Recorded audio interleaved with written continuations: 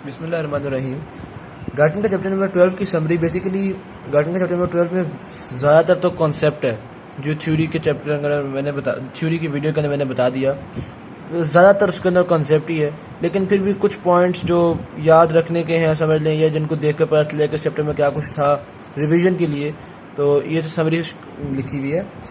शुरू करता हूँ। शुरू में वेक्टर के बारे में कुछ चीज़ें मैंने बताई थी कि वेक्टर का जो एरो होता है वो नेगेटिव से पॉजिटिव की तरफ होता है, डीपोलराइज एरिया से पोलराइज एरिया की तरफ होता है, और वेक्टर की जो लेंथ होती है वो मैग्नीट्यूड बताती है। फिर इसी तरह से जो एवरेज वोल्टेज किसी भी इंस्टेंट पे होती है, यानी सारे वेक्टर्स का जो एवरेज बन रहा होता है उसको हम कहते हैं इंस्टेंटेनियस मीन वेक्टर। और एक हार्ट बीट के अंदर जो एवरेज सारे इंस्टेंटेनियस मीन वेक्टर्स की जो एवरेज होती है उसको हम कहते हैं mean QRS vector. Mean QRS vector positive 59 degree होता है। इसकी डेफिनेशन हम लिख सकते हैं average direction in a normal heart beat. उसके बाद हमने ये चीज़ भी नोट की थी कि जो डिग्री मेजर की हुई है, ये डिग्री हमने हमेशा क्लॉकवाइज मेजर करनी है, यानी कि लेफ्ट एक्स एक्सेस को 0 डिग्री कंसिडर करेंगे और उससे क्लॉकवाइज हम फर्दर डिग्रीज को देखते चले जाएंगे। फिर लीड्स की डिग्रीज कुछ बताई हुई थी कि लीड 1 की 0 डिग्री पर था, लीड 2 60 डिग्री पे, लीड 3 120 डिग्री पे। इसी तरह से जो यूनिपोलर लिम्ब लीड्स थी उसमें AVL जो कि लेफ़्ट आर्म की लीड होती है वो 90 डिग्री पे, AVF जो कि लेफ़्ट फुट की लीड होती है वो 210 डिग्री पे, और इसी तरह AVR जो कि राइट आर्म की लीड होती है वो 330 डिग्रीज पे थी। ये जो छः लीड्स हैं टोटल, 3 इनमें से यूनिपोलर लिम्ब लीड्स हैं और 3 इनमें से बाइपोलर लिम्ब लीड्स हैं। इन सारों को जब एक प्लेन में बनाते हैं तो उसको हम कहते हैं हेक्सागोनल रेफरेंस सिस्टम। ठीक है जी। अच्छा, इसके बाद एक वेक्टर्स की प्रोजेक्शन का कॉन्सेप्ट था कि किस तरह से हम किसी वेक्टर को किसी लीड की रेफरेंस में देखते हैं तो उसकी प्रोजेक्शन को मेजर करते हैं। ये एक कॉन्सेप्चुअल चीज़ है। उसके बाद अगले पेज पे आता है कि पेज 141 पे depolarization start from the left endocardial. अब जब उन्होंने डीपोलराइजेशन बताना शुरू की थी, बेसिकली ये वो जगह जहाँ पे QRS की फॉर्मेशन स्टार्ट हुई थी, तो जो वेंट्रिकल्स के बीच में सेप्टम था वहाँ से डीपोलराइजेशन स्टार्ट हुई थी, और उनमें भी ख़ास तौर पे left endocardial side of the septum पे डीपोलराइजेशन का स्टार्ट हुआ था, और फिर इस तरह बेस से एपेक्स की तरफ आई थी और फिर मसल्स में गई थी डीपोलराइजेशन। तो वो सारा सीक्वेंस हम कर चुके हुए हैं चैप्टर को डिस्कस करते हुए। फिर QRS फॉर्म होती है। ये तो बहुत सिंपल सी बात है कि QRS is form from depolarization of the ventricles and T wave is formed of the repolarization of the ventricles. और QRS मुख्तलिफ लीड्स की किस तरह की बनी थी उनको एक दफ़ा यहाँ पे लिखा हुआ है। लीड 1 की टोटल पॉजिटिव थी, लीड 2 की पॉजिटिव की पीक ज़्यादा ऊंची जाती है और थोड़ी सी नेगेटिव भी होती है, और लीड 3 की थोड़ी सी पॉजिटिव और थोड़ी सी नेगेटिव होती है। इसकी जो रीजंस हैं वो चैप्टर के डिस्कशन में हम डिस्कस कर चुके हुए हैं। अच्छा, फिर आता है area of ventricle which depolarises last depolarises first. ये क्या मतलब है कि वो एरिया जो एंड में डीपोलराइज होता है वो सबसे पहले रीपोलराइज हो रहा होता है, क्योंकि हमने देखा था डीपोलराइजेशन जो थी वो बेस से एपेक्स की तरफ आ रही थी। अब असूलन तो रीपोलराइजेशन भी बेस से एपेक्स की तरफ आनी चाहिए थी, लेकिन रीपोलराइजेशन एपेक्स से बेस की तरफ जाती है, यानी जो ऊपर वाली जगह है वो पहले डीपोलराइज हो गई, आते आते नीचे तक डीपोलराइजेशन फैली। अब ऊपर वाली डीपोलराइज है, नीचे वाली पहले रीपोलराइज होना शुरू हो गई और रीपोलराइजेशन वापस ऊपर गई। इसी की वजह से आपकी जो रीपोलराइजेशन की T वेव थी वो हमेशा पॉजिटिव बन रही होती है।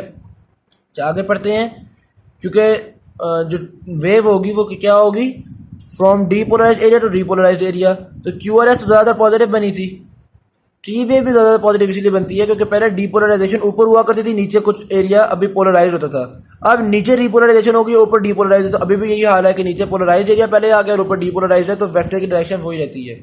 अच्छा, फिर हम पढ़ते हैं कि जो एरिया ऑफ द एट्रिया होता है दैट डीपोलराइजेज फर्स्ट। अच्छा, वेंट्रिकल में तो देखा जो सबसे एंड में डीपोलराइज हुआ वो सबसे पहले रीपोलराइज हो गया, लेकिन एट्रिया में अपोजिट है। एट्रिया में मतलब नॉर्मली जिस तरह होना चाहिए था वही है एट्रिया में, कि एट्रिया में जो सबसे पहले डीपोलराइज होता है वही सबसे पहले रीपोलराइज होगा, इसका कोई मसला नहीं है। अच्छा, फिर QRS वेक्टर कार्डियोग्राम क्या होता है, बेसिकली ये एक एलिप्टिकल फिगर होता है जो सारे वेक्टर्स को, जो मुख्तलिफ टाइम पे वेक्टर्स बन रहे हैं ना हार्ट के अंदर एक हार्ट बीट में, उन सारे वेक्टर्स के पॉजिटिव एंड्स को अगर मिला दें तो एक शेप बनती है, एक एलिप्टिकल फिगर बनता है जिसको हम QRS वेक्टर कार्डियोग्राम कहते हैं। इससे हम बेसिकली एक जो मीन QRS वेक्टर होता है उसको भी मेजर कर देते हैं, क्योंकि उसकी शेप इस तरह की होती है कि वो एक साइड पे इतनी निकली हुई होती है कि हमें पता चलता है कि मीन QRS वेक्टर जो है वो इस साइड पे है। अच्छा, ये जो वेक्टर हार्ट बीट के दौरान है ये बेसिकली क्या होते हैं, ये अपनी डायरेक्शन को भी चेंज करते जाते हैं। और याद रखिएगा, हार्ट बीट में शुरू में वेक्टर का साइज बढ़ता है और फिर ऐसे ऐसे वेक्टर का साइज डिक्रीज होता है। ये वेक्टर कार्डियोग्राम हमने डिस्कस कर लिया है। फिर vector cardiogram is made on oscilloscope. इसके लिए एक हाई स्पीड ऑसिलोस्कोप होता है जिसके ऊपर ये वेक्टर कार्डियोग्राम बनाया जाता है। अच्छा, पहले जिस तरह मैंने आपको बताया था मीन क्यूआरएस वेक्टर क्या होता है, उसी के लिए एक और वर्ड यूज हुआ है, mean electrical axis of the ventricles. Mean electrical axis of the ventricles mean QRS vector को ही कहते हैं, सिंपल इट इज। अच्छा, अब ये जो मीन इलेक्ट्रिकल एक्सेस है इसको मेजर करने के लिए मैंने आपको बताया वेक्टर कार्डियोग्राम भी यूज़ कर सकते हैं, लेकिन क्लिनिकली हम ज़्यादातर अपनी ये जो लिम्ब लीड्स हैं इन्हीं को यूज़ करते हैं। लिम्ब लीड्स की थ्रू हम इसके एक्सेस को ये जो वेक्टर है इसको दोनों तरफ इसकी प्रोजेक्शन को देख के हम हिसाब लगाते हैं कि मीन क्यूआरएस वेक्टर इस तरफ है, तो हम आमतौर पर लिम्ब लीड्स को देख के मीन क्यूआरएस वेक्टर को मेजर करते हैं इंस्टेड ऑफ वेक्टर कार्डियोग्राम। अच्छा, फिर आगे आता है ये जो एक्सेस हैं। अच्छा, अब हम पैथोलॉजी की तरफ आएंगे। अभी तक नॉर्मली सी थी, फिर अब पैथोलॉजी की तरफ आएंगे कि ये जो एक्सेस है ये डेविएट भी कर सकता है, राइट लेफ्ट हो सकता है। किन वजूहत से होता है उनको डिस्कस करने लगे। पहली वजह तो ये कि अगर हार्ट ही राइट लेफ्ट हो जाए तो हो सकता है, तो जाहिर बात है जब हार्ट ही, क्योंकि जो वेक्टर है वो तो बेस से एपेक्स की तरफ आ रहा है ना। अब अगर हार्ट यहाँ पे था, हार्ट ही यूँ हो गया, एपेक्स साइड पे चली गई, वेक्टर अभी भी नॉर्मल बेस से एपेक्स की तरफ ही आएगा, लेकिन हार्ट ही साइड पे हो गया तो वेक्टर भी साइड पे चला जाएगा। अब हार्ट क्यों साइड पे होता है, मुख्तलिफ रीजंस हैं। हार्ट लेफ्ट साइड पे क्यों, हार्ट स्लाइटली लेफ्ट पे ही होता है ना, मजीद लेफ्ट साइड पे क्यों होता है? अगर जब एक्सपायरेशन का एंड होता है उस वक्त मजीद लेफ्ट साइड पे हो जाता है, या इंसान जब लेटता है उस वक्त मजीद लेफ्ट साइड पे होता है, या जो मोटे लोग होते हैं उनके अंदर फ्रीक्वेंटली हार्ट थोड़ा सा लेफ्ट साइड पे हुआ होता है, तो इसकी वजह से एक्सेस डेविएट कर जाता है लेफ्ट साइड पे। अच्छा, हार्ट राइट साइड पे क्यों शिफ्ट करता है? लेफ्ट में हमने देखा ज़्यादातर वो चीज़ें जिसमें प्रेशर पड़ रहा है, राइट में वो चीज़ें होंगी जिसमें प्रेशर रिलीज हो रहा है। तो हार्ट थोड़ा सा यूं के बजाय ऐसे राइट क्यों शिफ्ट करता है? उसकी रीजन इंस्पायरेशन के एंड पे, यानी सांस अंदर लिया तो उसके बिल्कुल जब एंड होगा उस वक्त हार्ट थोड़ा सा राइट साइड पे शिफ्ट होता है, या इंसान जिस वक्त खड़ा होता है उस वक्त। और आम तौर पे जो टॉल लैंकी पीपल होते हैं उनके अंदर भी हार्ट थोड़ा सा हैंग कर जाता है, क्योंकि ये पोजीशन है ना, हैंग करेगा तो थोड़ा सा यूं कर जाएगा, तो हम कहेंगे राइट साइड पे टर्न कर गया। तो इन ये वजूहत है हार्ट की राइट साइड पे टर्न करने की। फिर आता है एक्सेस डेविएट टुवर्ड्स द। अच्छा, फिर हमें डिस्कस ये करना था कि अगर किसी भी मसल की किसी भी वेंट्रिकल में हाइपरट्रॉफी हो जाए तो क्या होता है? एक्सेस हमेशा हाइपरट्रॉफी की तरफ डेविएट हो जाएगा। कौन सी एक्सेस की बात करें? मीन क्यूआरएस वेक्टर वाला जो एक्सेस है, उसने जो एक्सेस फॉर्म किया था, ये एक्सेस हमेशा जिधर भी हाइपरट्रॉफी हुई है उसकी तरफ ये एक्सेस थोड़ा सा डेविएट कर जाएगा। फिर हमने देखा था कि लेफ्ट वेंट्रिकल की हाइपरट्रॉफी क्यों होती है?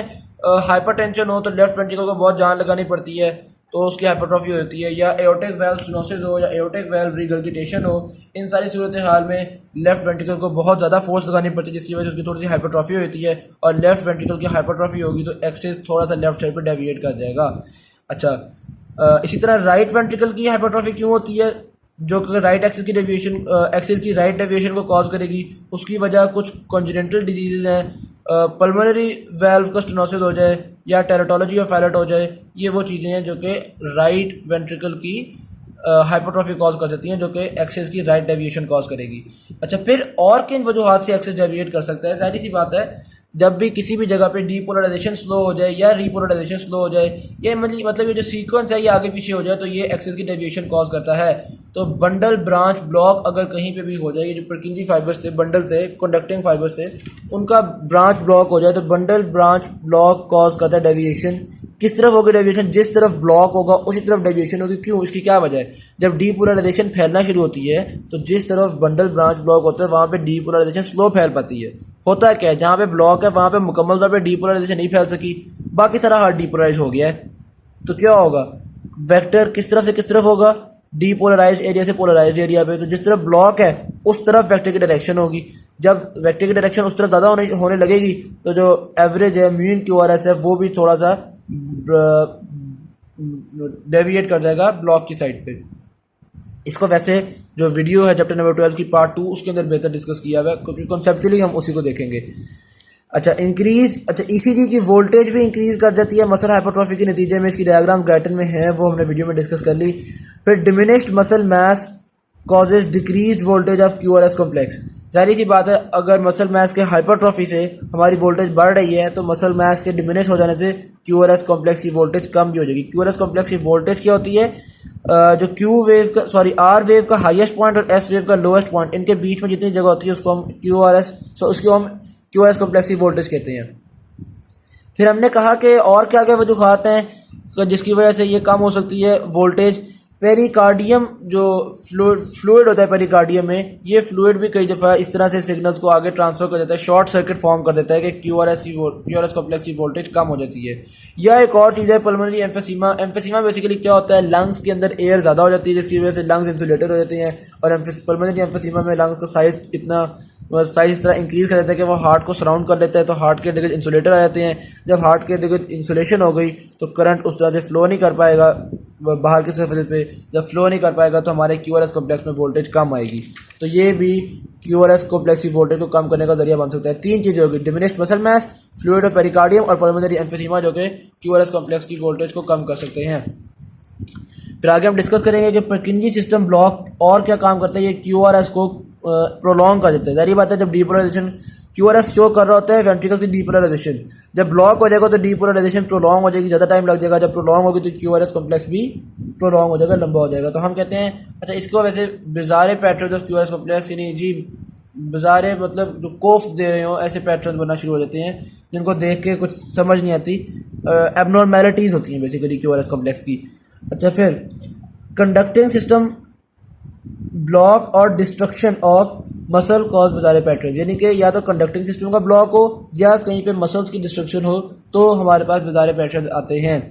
फिर करंट ऑफ इंजरी एक इंपॉर्टेंट कॉन्सेप्ट है। ये बेसिकली क्या होता है, current flow from pathologically depolarize to normally polarize area.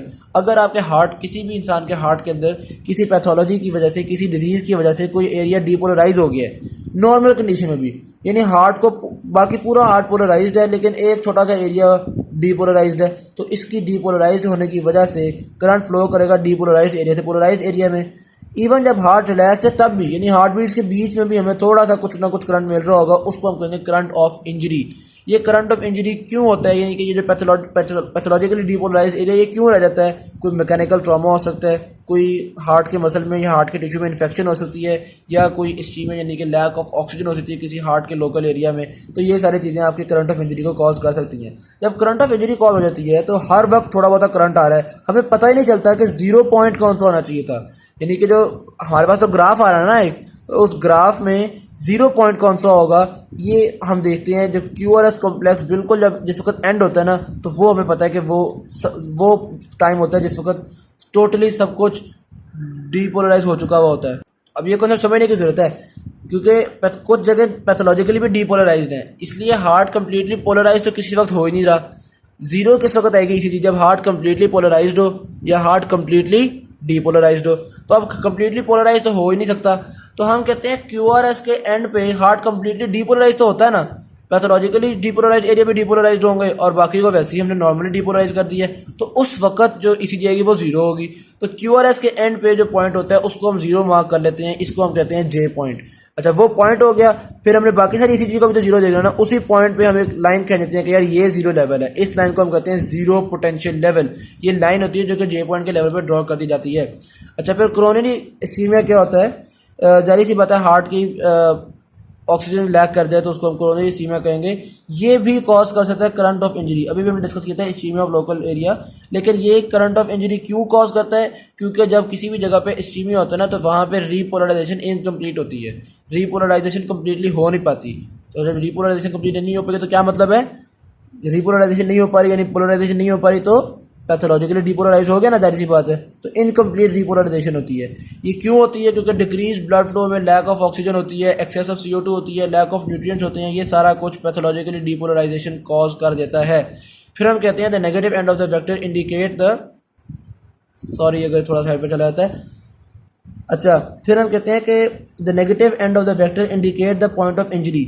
जब एक वेक्टर फॉर्म हो रहा होता है इस वक्त इंजरी के वक्त, ये जो करंट ऑफ इंजरी थी इसमें जो वेक्टर फॉर्म हो रहा होता है ये किसकी वजह से फॉर्म हो रहा है, जाहिर सी बात है डीपोलराइज की वजह से फॉर्म हो रहा है। वेक्टर क्या होता है, वेक्टर डीपोलराइज से पोलराइज की तरफ होता है। तो करंट ऑफ इंजरी में जो वेक्टर है उसकी जो टेल है यानी नेगेटिव एंड वो डीपोलराइज एंड की तरफ है, और डीपोलराइज एंड हमारा इन्फेक्शन वाला एंड है। हमने कहा था जहाँ पे इन्फेक्शन होती है या जहाँ पे कोई प्रॉब्लम होता है वहाँ पे डीपोलराइजेशन हुई होती है। तो करंट ऑफ इंजरी का जो वेक्टर है उसकी टेल हमेशा आपकी इंजरी वाली जगह पे होगी या डीपोलराइजेशन वाली जगह पे होगी।